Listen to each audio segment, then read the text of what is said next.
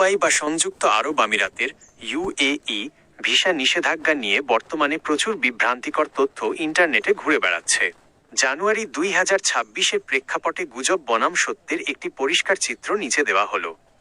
গুজব: বাংলাদেশ সহ 9টি দেশের ওপর স্থায়ী নিষেধাজ্ঞা দেওয়া হয়েছে। সত্যতা: এটি একটি আংশিক সত্য এবং বিভ্রান্তিকর তথ্য। 2024 সালের সেপ্টেম্বর থেকে একটি খবর ছড়িয়ে পড়ে যে 2026 সাল থেকে বাংলাদেশ সহ 9টি দেশের নাগরিকদের জন্য ভিসা পুরোপুরি নিষিদ্ধ।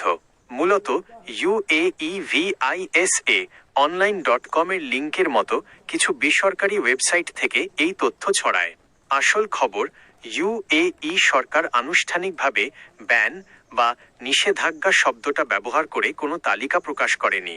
তবে প্রশাসনিক কারণে বাংলাদেশ সহ নির্দিষ্ট কিছু দেশের নতুন ভিসা ইস্যু করার হার বর্তমানে অত্যন্ত কম বা সাময়িকভাবে স্থগিত রাখা হয়েছে।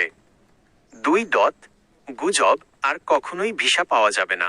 সত্যতা: এটি সম্পূর্ণ মিথ্যা। এটি কোনো আজীবন নিষেধাজ্ঞা নয়। বর্তমানে UAE তাদের ইমিগ্রেশন সিস্টেম আধুনিকায়ন করছে এবং নিরাপত্তা কড়াকড়ি বাড়িয়েছে। এই প্রক্রিয়া শেষ হলে এবং দ্বিপাক্ষিক আলোচনা সফল হলে সাধারণ ভিসা আবারও নিয়মিত হতে পারে। 3. সত্য: আউটসাইড বা নতুন ভিসায় কড়াকড়ি। বর্তমানে যারা বাংলাদেশ থেকে নতুন করে ট্যুরিস্ট বা কাজের ভিসায় যেতে চাচ্ছেন, তাদের ভিসা পাওয়ার সম্ভাবনা খুবই কম। বেশিরভাগ আবেদনই কোনো সুনির্দিষ্ট কারণ না দেখিয়ে রিজেক্ট বা বাতিল করে দেওয়া হচ্ছে। মূলত নিরাপত্তা ভেরিফিকেশন এবং ভিজিট ভিসায় গিয়ে অবৈধভাবে থেকে যাওয়ার প্রবণতা রোধ করতেই এই কড়াকড়ি। 4. সত্য: কারা ভিসা পাচ্ছেন? নিষেধাজ্ঞার গুজবের মধ্যেও নিচের ক্যাটাগরিগুলো সচল আছে। গোল্ডেন ভিসা: যাদের অনেক বড় বিনিয়োগ বা বিশেষ মেধা আছে।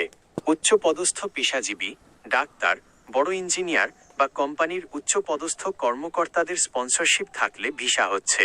ফ্যামিলি রেসিডেন্স: যাদের পরিবার আগে থেকেই সেখানে বৈধভাবে আছে। ভিসা রিনিউ: যারা ইতোমধ্যে দুবাই আছেন, তাদের ভিসা নবায়নে কোনো বড় সমস্যা হচ্ছে না।